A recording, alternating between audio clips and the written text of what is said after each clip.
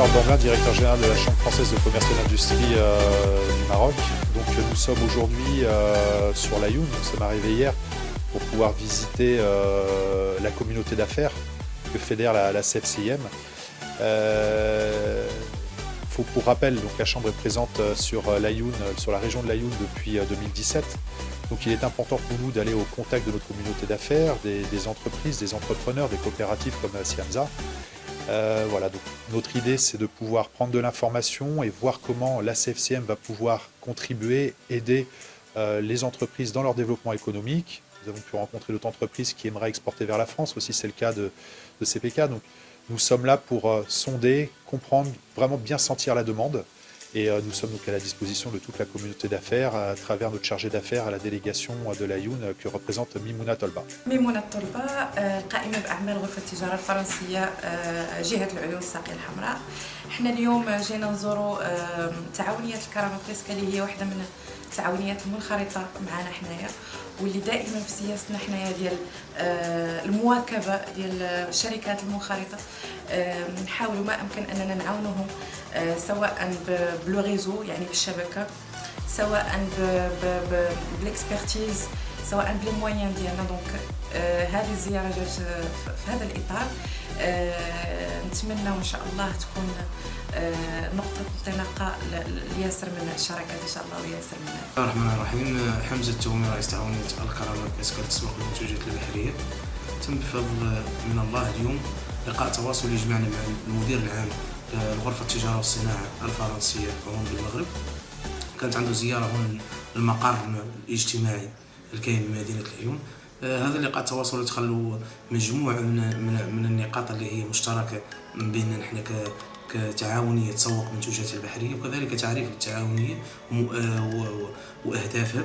وكانت عندنا زيارة ميدانية للميدان منين نخدموا اللي هو المكتب الوطني للصيد بميناء المرسى العيون.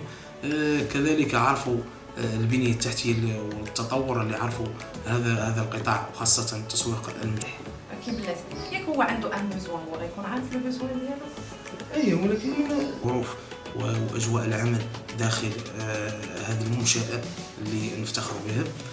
عموما من بعد هذه الزياره كان عندنا لقاء مولي مع المدير الجهوي للمكتب الوطني للصيد اللي عطى شروحات وافادات كذلك للمدير العام للغرفه التجاريه الفرنسيه، واللي الحمد لله يعني مشى في ظروف حسنه جدا، وكذلك ادى معاه معلومات مفيده مفادها علينا نحن كشباب هذه المنطقه، لان قادرين باستطاعتنا الحمد لله الاشتغال في هذا القطاع، وكذلك علينا بهذه الهيكله اللي والتطور اللي عرفوا المكتب الوطني للصيد وكذلك قطاع الصيد البحري.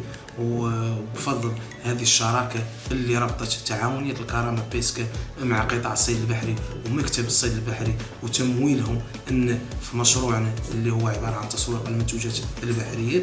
الحمد لله في هذه الظروف كامله لحقنا المبتغى وتمثيل المنطقه شباب المنطقه احسن تمثيل، ونتمنى ان شاء الله ان نكون عند حسن بهذا نقدم جزيل الشكر لميمونة طلبة المديرة الجهوية لغرفة التجارة والصناعة الفرنسية بحكم أننا منخرطين بهذه الغرفة. نقدم كذلك شكرا للمدير العام لغرفة التجارة والصناعة الفرنسية، وكذلك من لا ننسى خطار الزروالي المدير الجهوي للمكتب الوطني للصيد وأطر المكتب كافة من أعلى القائمة إلى أعلى، وخاصة الأخ ملتزم الغني عن التعريف.